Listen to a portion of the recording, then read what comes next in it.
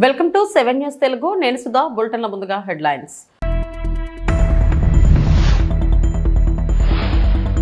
సమాజానికి రాజ్యాంగం మూల స్తంభం వంటిది రాష్ట్రపతి ద్రౌపది ముర్ము.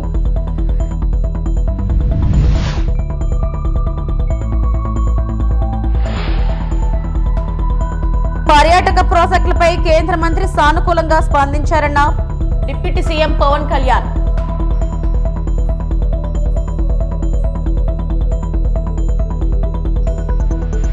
సీఎం రేవంత్ లో నిస్పృహ అసహనం పెరిగాయన్న కేటీఆర్.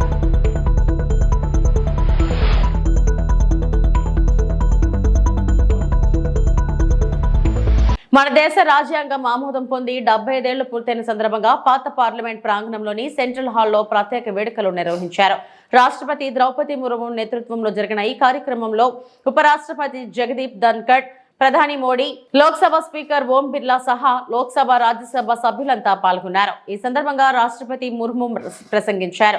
సమాజానికి రాజ్యాంగం మూలస్తంభం వంటిదని కొనియాడారు. దేశ ప్రజలందరికీ రాజ్యాంగ దినోత్సవ శుభాకాంక్షలు తెలిపారు.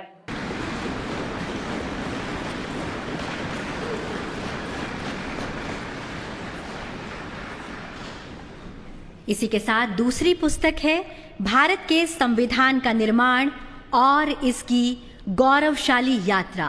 मेरा सादर अनुरोध इस पुस्तक का भी विमोचन करने की कृपा करें.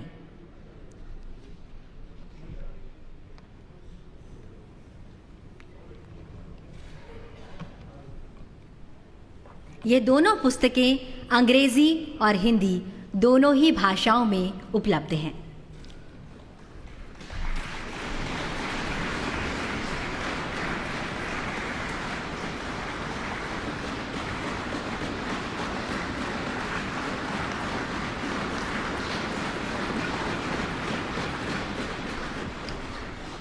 सादर धन्यवाद. संविधान में अंकित चित्रों से भारत का अंतर्मन झांकता है. अतीत की हमारी गहरी जड़ें, समृद्ध विरासत, ज्ञान का व्यापक विस्तार और सभ्यता का सुंदर स्वरूप इन चित्रों के माध्यम से सामने आता है. संस्कृति परंपरा की वे गहरी कड़ी आज भी अक्षुण्ण है, उतनी ही जीवंत है, उतनी ही प्रेरणादायी भी. अतः आपसे सादर अनुरोध भारत के संविधान की कला को समर्पित पुस्तिका का विमोचन करने की कृपा करें.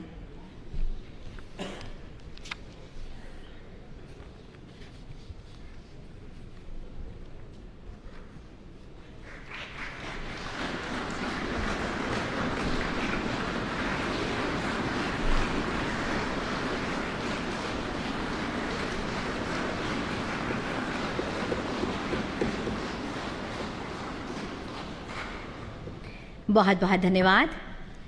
भाषा नाम जननी संस्कृत भाषा, अर्थात संस्कृत भाषा सभी भाषाओं की जननी है.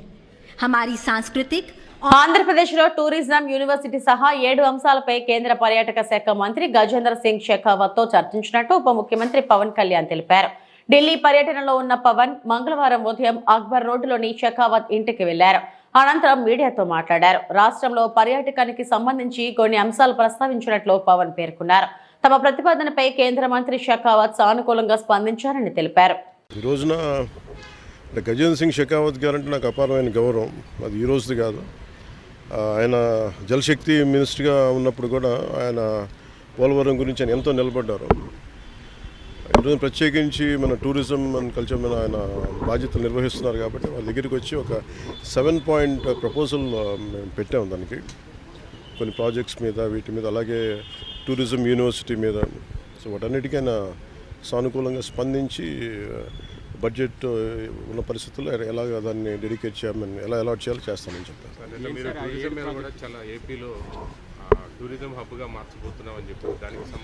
దాంట్లో భాగంగానే, ఎందుకంటే మనకి ఇందాక మేము లోపల మాట్లాడుతున్నప్పుడు మన షెకావత్ గారు చెప్పింది కూడా ఏంటంటే మెయిన్ ఒక మనకున్న రాష్ట్రాల్లో చాలా కీలకమైన 975 కిలోమీటర్ కోస్ట్ లైన్ ఉంది. అలాగే మన గండికోట ఇలాంటివన్నీ చాలా మన కైండ్ ఆఫ్ గ్రాండ్ క్యానియన్, మన ఇండియన్ గ్రాండ్ క్యానియన్ లాంటిది గండికోట. సో ఇలాంటివన్నీ ఉన్నాయి. సో మీరు ఇనిషియేట్ చేయండి process, all the support will be there for the state. Thank you. CM Revanth రెడ్డిలో నిస్పృహ అసహనం కనిపిస్తున్నాయని బీఆర్ఎస్ కార్యనిర్వాహక అధ్యక్షుడు కేటీఆర్ అన్నారు. బీఆర్ఎస్ హయాంలో అదానికి ఇచ్చిన పనులు అంటూ పిచ్చి నివేదిక విడుదల చేశారన్నారు. అవగాహన రాహిత్యంతో సీఎం మాట్లాడితే ఎలా అని ప్రశ్నించారు. అదాని కలిసి కొన్ని ప్రతిపాదనలు ఇస్తే కేసీఆర్ తిరస్కరించారని గుర్తు చేశారు. అదానికి మేము రెడ్ సిగ్నల్ వేస్తే మీరు రెడ్ కార్పొరేట్ వేస్తున్నారని కేటీఆర్ ఆరోపించారు. అదానితో గత ప్రభుత్వం ఒప్పందాలు చేసుకుని ఉంటే వాటిని కూడా రద్దు చేయాలని కేటీఆర్ డిమాండ్ చేశారు. రెండు కూడా నేను మీకు ప్రెస్ కటింగ్లు ఇస్తాను, చూసుకోండి. మేము ఓపెన్గా బాజాప్తా మైక్రోసాఫ్ట్ పెద్దలు సత్యనాదెల్ల గారి నుంచి మొదలు పెడితే వాళ్ళ వివిధ అధికారులను కలిసి ఒప్పించి మెప్పించి హైదరాబాద్లో ఉండే సానుకూల పరిస్థితులు వివరించి ఇక్కడి ప్రభుత్వం యొక్క మంచి విధానాలు వివరించి మొత్తం 31,000 కోట్ల పెట్టుబడి మైక్రోసాఫ్ట్ డేటా సెంటర్లు వాటికి మేము సాధించాం. ఈ ముఖ్యమంత్రి గారి పరిజ్ఞానం ఎంత అంటే వీటిని నిన్న ఆయన విడుదల చేసిన దానిలో మైక్రోసాఫ్ట్ డేటా సెంటర్లో ఆయన ఏం విడుదల చేసిండు నిన్న లిస్టులో? Adani data centre. ఇక ముఖ్యమంత్రి గారు ఎట్లాంటి వాడంటే ఈయన పాపం ఈయనకు తెలియదు. ఇదివరకు కూడా ఒకసారి ఇట్లే మాట్లాడిండు. సత్యనాదెల్లా ఉన్నాడు, ఆయన ఎవరా విప్రో సీఈఓనా అని మాట్లాడిండు. ఇప్పుడు కూడా గంతే. మైక్రోసాఫ్ట్ డేటా సెంటర్ పెట్టుబడిని ఆనాడు కేసీఆర్ ప్రభుత్వం 31,000 కోట్లు సాధిస్తే అవగాహన లేకుండా ఇప్పుడు మాట్లాడేటప్పుడు కనీసం అధికారులు చెప్పేదన్న వినాలి కదా. నువ్వు ముఖ్యమంత్రివి, నువ్వు మాట్లాడితే నువ్వు తప్పు మాట్లాడితే రాష్ట్ర గౌరవం మంటగలుస్తుంది. ఏది పడితే అది మాట్లాడడం అనేది ఆయనకు మంచిది కాదు. ఇప్పుడైనా సవరించుకో అని చెప్తా ఉన్నా చిట్టినాయుడు గారికి. ఇప్పుడైనా సవరించుకోండి. 31,000 కోట్ల పెట్టుబడి రాష్ట్రానికి వచ్చింది. నా జేబులకు పోలే, కేసీఆర్ గారి జేబులకు పోలే, రాష్ట్రానికి వచ్చింది. రాష్ట్ర సంపద పెంచే అంశం, రాష్ట్రానికి మంచి జరిగే అంశం. దీనివల్ల మైక్రోసాఫ్ట్ వచ్చిందంటే తర్వాత అమెజాన్ వచ్చింది, అది ఇంకా 36,000 కోట్ల పెట్టుబడి, $4.7 బిలియన్ పెట్టుబడి. ఇవి రెండు మా ప్రభుత్వంలో అత్యధిక FDI మేము తీసుకొచ్చిన అత్యధిక ఫారెన్ డైరెక్ట్ ఇన్వెస్ట్మెంట్. ఇగో ఈ రెండు, అమెజాన్ అండ్ మైక్రోసాఫ్ట్. ఒకటి 31,000 కోట్లు, ఇంకోటి 36,300 కోట్లు. ఈ రెండు కలిపితేనే 67,000 కోట్లు. అంటే ఇది మా ప్రభుత్వం సాధించిన ప్రగతి. ఇక మీరు ఇంకేదో చూపెట్టిండు, ఏదో దొరకబట్టినట్టు ఈ ఫోటో చూపెట్టిండు. నేను అదానిని కలిసిన, బరాబర్ కలిసిన. ఎడబెట్టిన నేను కలిసి నా ట్విట్టర్లో నా అఫీషియల్ అకౌంట్లోనే పెట్టిన. నేను దాచుకున్నాను. నీళ్ళక 4 గంటలు రహస్య సమావేశాలు చేసినా, లేకపోతే చీకట్లో పోయి కోహినూరు రోడ్ల కాళ్ళు పట్టుకున్నాను. బరాబర్ దావోస్లో కలిసినాం. తర్వాత ఏం చేసినాం? ఒక ప్రపోజల్ ఇచ్చిండు, యోగి జెప్కి పని చేసినాం మేము. KCR rejects Adanis offer. మేము నీ లెక్క మాకు ఏం చేసినా బాజాప్తా చేసినాం తప్ప బేజాప్తా చేసే కర్మ మాకు లేదు. అదానీని మేము ఎన్నడూ ఎంకరేజ్ చేయలే. మేము రెడ్ సిగ్నల్ చూపెట్టినాం, నువ్వు రెడ్ కార్పెట్ వేస్తున్నావు. ఇది వాస్తవం. నువ్వు ఒప్పుకోపోయి ఎస్, ఇది నా అఫీషియల్ ట్విట్టర్ అకౌంట్లో పెట్టినా. నేను దాచుకునేదే ఉంటే, దొంగ చీకట్లో కలుసుకునేదే ఉంటే, నీ లెక్క లుచ్చా పనులు చేసేదే ఉంటే, నేను కూడా నీ లెక్కనే ఇంటికి పిలిపించుకొని రహస్యంగా దొడ్డిదారులకి పిలిపించుకొని కాళ్ళు పట్టుకొని కాళ్ళు ఒత్తుకుంటా 4 గంటలు నేను కూడా కూర్చుంటుంటి. కానీ నీలాగా నాకు చిల్లర పనులు చేసిన అలవాటు లేదు. నువ్వు తిట్టున్నా, నువ్వు నాకేం ఫరక పడది. ఓ తిడుతున్నావు, తెల్లారు లేస్తే సైకో, నేను సైకో అనట. మరి నువ్వేంది సాడిస్టువా? ప్రజలను కొండారెడ్డిపల్లిలో నేను నాకు తెలియక అడుగుతా. కొండారెడ్డిపల్లి నీ సొంతూరు. నీ సొంతూరులో ఒక 85 ఏళ్ళ పెద్ద మనిషి సాయిరెడ్డి గారు, మాజీ సర్పంచ్, నీకోసం పనిచేసిండు మొన్న ఎలక్షన్లో. నీ ఫోటో ఇక్కడ గుండె మీద బ్యాడ్జ్ మీద పెట్టుకొని పాప నీకోసం తిరిగిండు పెద్ద మనిషి. గాయన ఇంటికి అడ్డంగా గోడ కడతారు ఎవడని నాకు అర్థం కాదు. అసలు మనిషివేనా నువ్వు? మృగానివా? ఇంటికి అడ్డంగా గోడ కట్టి ఆ ఇంట్లోకి వెళ్ళి పెద్ద మనిషి బయటికి రాకుండా చేసి ఆఖరికి ఆయన ఆత్మహత్య కారణమైతే ఇలా పోలీసు కేసు పెట్టాడు. ఆయన బాడీ తీసుకపోయేందుకు కూడా ఇరుకు. ఏలూరు జిల్లా ద్వారకా తిరుమల మండలం ద్వారకా తిరుమల గ్రామంలో పంచాయతీ పార్క్ లో భారత రాజ్యాంగ నిర్మాత డాక్టర్ బిఆర్ అంబేద్కర్ విగ్రహాన్ని రాత్రి సమయంలో గుర్తు తెలియని దుండగులు ధ్వంసం చేశారు. నవంబర్ 26 భారత రాజ్యాంగ దినోత్సవం సందర్భంగా అంబేద్కర్ విగ్రహానికి ఘోర అవమానం జరిగింది. డాక్టర్ బిఆర్ అంబేద్కర్ విగ్రహం రాజ్యాంగ దినోత్సవం రోజే ఇంత అవమానం జరగడంపై ద్వారకా తిరుమల ప్రజలు అసహనం వ్యక్తం చేస్తున్నారు.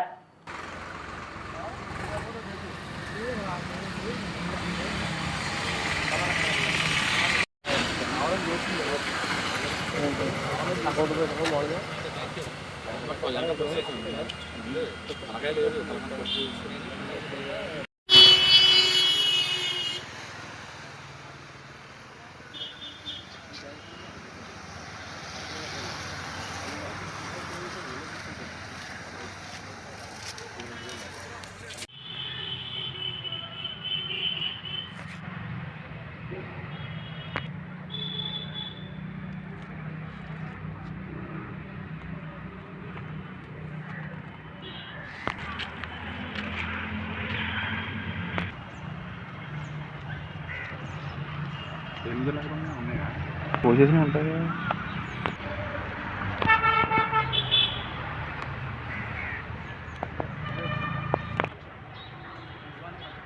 వీడియో పెట్టేసి పశ్చిమ గోదావరి జిల్లా నర్సాపురంలో రాజ్యాంగ ఆమోద దినోత్సవాన్ని మాల మహానాడు దళిత సంఘాల ఆధ్వర్యంలో ఘనంగా నిర్వహించారు.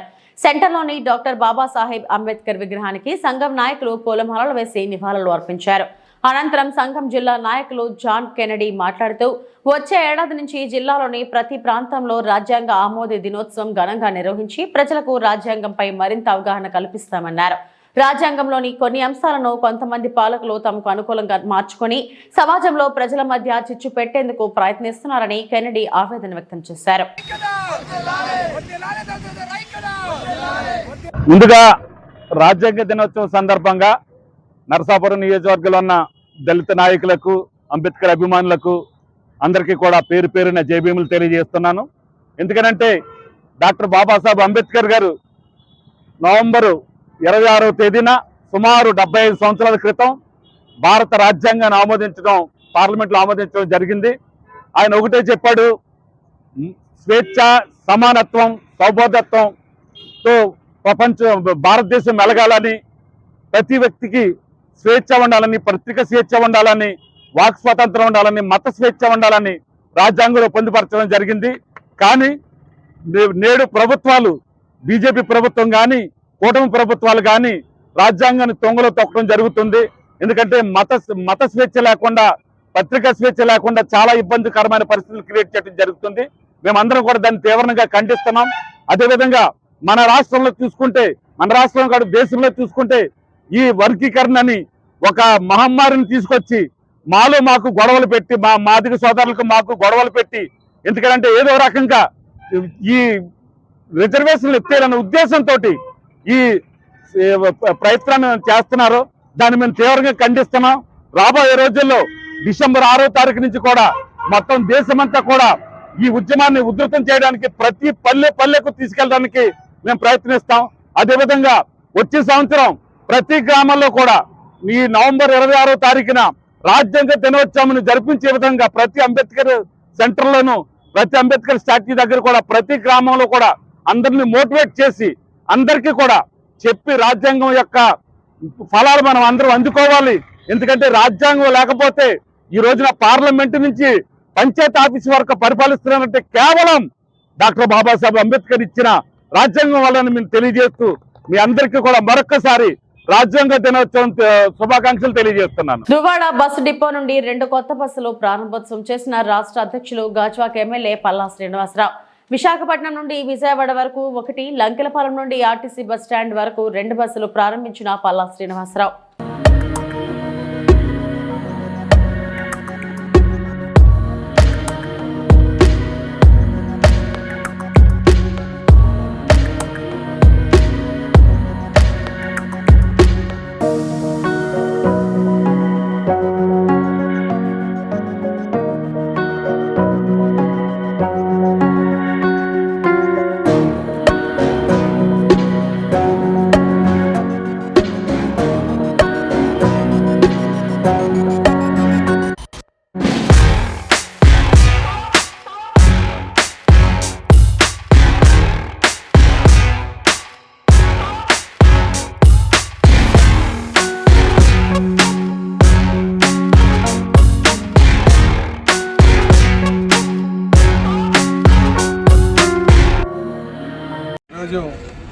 మరి గాజువాక మండలంలో ఉన్నటువంటి పూర్వపాలెం డిపోలో 2 బస్సులు ఈరోజు ప్రారంభించడం జరిగిందండి. ఒకటి కొత్తది, అది లాంగ్ డిస్టెన్స్ ట్రావెల్కి, అంటే విజయవాడ వరకు కూడా అది కొత్త బస్సులు ప్రారంభించడం జరిగింది.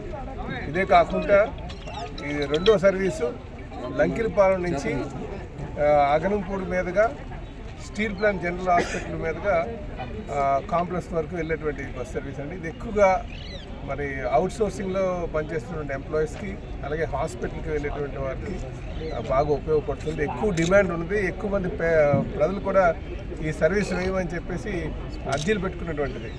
కనుక ఈరోజు డిపో మేనేజర్ గారికి, అలాగే ఆర్ఎం గారికి మేనేజర్ గారికి కూడా నేను ప్రత్యేకంగా ధన్యవాదాలు తెలియజేస్తానండి. అలాగే ఈ సర్వీస్ రావడానికి కూడా మా స్థానిక కార్పొరేటర్ సోదరులు రౌత్ శ్రీని గారు, అలాగే జనసేన నాయకులు విజయ్ గారు అందరూ కూడా కృషిలో ఈరోజు ఇక్కడ రావడం జరిగిందండి. ఈ సందర్భంగా నేను ఆరామ్ గారికి, ఆర్టీసీ డిపో రీజనల్ మేనేజర్ గారికి, డిపో మేనేజర్ గారికి నేను ప్రత్యేకంగా ధన్యవాదాలు తెలియజేసుకుంటానండి. ఇంకా ప్రభుత్వం ప్రోత్సాహంతో ఇంకా మెరుగైనటువంటి సేవలు అందించడానికి ఆర్టీసీ ముందుకు వస్తుందని కూడా మేము ఆశిస్తున్నామండి. మన పల్లా శ్రీనివాస్ గారు ఆదేశాల మేరకు మరి ఈరోజు 79వ వార్డు స్టీల్ ప్లాంట్కి వెళ్ళే చాలామంది స్కూల్ పిల్లలు అవనివ్వండి, అలాగే స్టీల్ ప్లాంట్లో పనిచేసే సిబ్బంది అవనివ్వండి చాలా ఇబ్బందులు పడుతున్నారు. అది దృష్టిలో పెట్టుకొని గత 5 సంవత్సరాల నుంచి గత ప్రభుత్వం చాలాసార్లు అడిగినా వాళ్ళు చేయలేకపోయారు. ఆ పని ఈరోజు పల్లా గారు ద్వారా కంపల్సరీ. పెనగలూరు మండలం నుండి భారీగా టీడీపీలోకి చేరికలు. కోడూరు నియోజకవర్గంలోని పెనగలూరుకు చెందిన ప్రముఖ వైఎస్ఆర్సీపీ నాయకుడు బిఎల్ నరసింహారెడ్డి ఆధ్వర్యంలో ఈ రోజు అట్టహాసంగా పెద్ద ఎత్తున టీడీపీలోనికి చేరికలు జరిగాయి. ఈ రోజు ఉదయం కంభలకుంట నుండి బిఎల్ నరసింహారెడ్డి వర్గం మరియు పెనగలూరు మండల కూటమి కార్యకర్తలు కోడూరు నియోజకవర్గ టీడీపీ ఇన్ఛార్జ్ ముక్కా రూపానందరెడ్డి మరియు ఆయన సతీమణి వరలక్ష్మమ్మలకు ఘనంగా స్వాగతం పలికారు. క్రైన్ సహాయంతో ప్రత్యేక గజమాలతో సాదర స్వాగతం పలికారు. అనంతరం భారీ ర్యాలీ నిర్వహిస్తూ బిఎల్ నరసింహారెడ్డి నివాసానికి దగ్గరలో ఉన్న నూతనంగా నిర్మితమైన శ్రీ కార్యసిద్ధి వినాయక స్వామిని దర్శించి ప్రత్యేక పూజలు నిర్వహించడం జరిగింది. అనంతరం బిఎల్ నరసింహారెడ్డి నివాసం వద్ద ఏర్పాటు చేసిన వేదిక పైన కార్యకర్తలపైన కండువా వేసి సాధారణంగా టీడీపీ పార్టీలోనికి రూపానందరెడ్డిని ఆహ్వానించడం జరిగింది. మన నరసింహారెడ్డి అన్న తెలుగుదేశం పార్టీలో చేరుకున్నందుకు ఆయన కృతజ్ఞతలు తెలియజేసుకుంటున్నాం మనస్ఫూర్తిగా తెలుగుదేశం పార్టీ తరఫున. కోడూరు నియోజకవర్గంలో తెలుగుదేశం పార్టీ కూటమి ప్రభుత్వం వచ్చిన తర్వాత చాలా మంది తెలుగుదేశం పార్టీలో చేరడానికి నన్ను అడగడం జరిగింది. నేను ఎవరిని ఎంకరేజ్ చేయలేదు.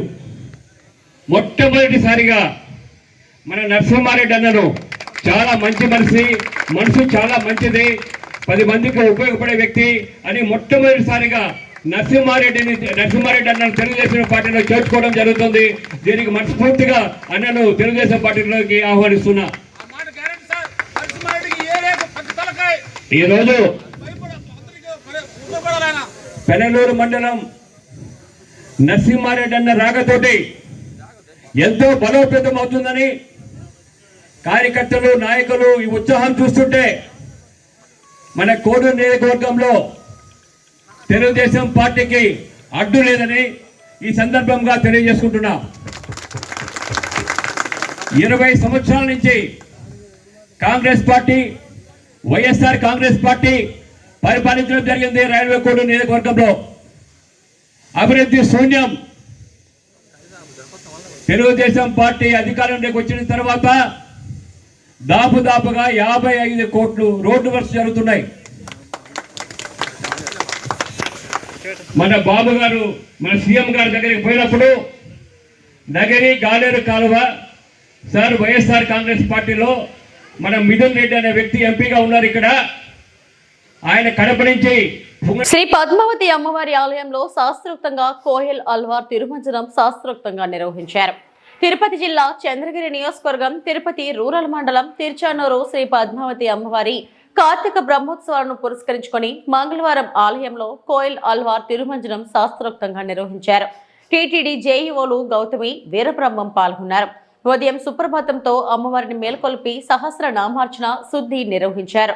అనంతరం ఉదయం 6 గంటల నుండి 9 గంటల వరకు కోయల్ అల్వార్ తిరుమంజనం చేపట్టారు. ఇందులో ఆలయ ప్రాంగణం, గోడలు, పైకప్పు, పూజ సామాగ్రి తదితర అన్ని వస్తువులను నీటితో శుద్ధి చేశారు. అనంతరం నామకోపు, శ్రీచూర్ణంతో పాటు పలు సుగంధ ద్రవ్యాలు కలిపిన పవిత్ర జలాన్ని ఆలయం అంతటా ప్రోక్షణం చేశారు.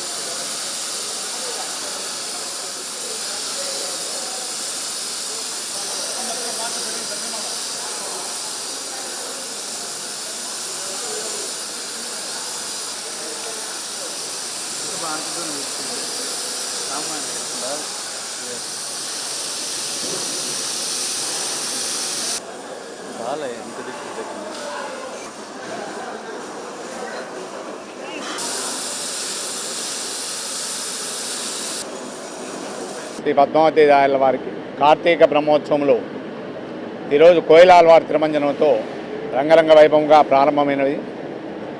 కోయిలాల్వారి తిరుమంజనంగా మనము ఆలయాన్ని శుద్ధి చేయడం, ఈ ఆలయానికి శుద్ధి చేసేదానికి మనము ఇంట్లో ఏ విధంగా పండుగ వస్తే ఏ విధంగా శుద్ధి చేసుకుంటాము, అదేవిధంగా ఆలయంలో ఉండేటువంటి క్రిమికీటకాలన్నీ నశించేదానికి లేపనములతో పసుపు, చందనము, పచ్చకర్పూరం మొదలైనటువంటి లేపనములతో తయారు చేసి గోడలకు పూసి ఆ యొక్క క్రిమికీటకాలు లేకుండా చేసి సుగంధ పరిమళమైనటువంటి ద్రవ్యములతో ఈ యొక్క కోయిలాల్వారి తిరుమంజనం నడచమైనది.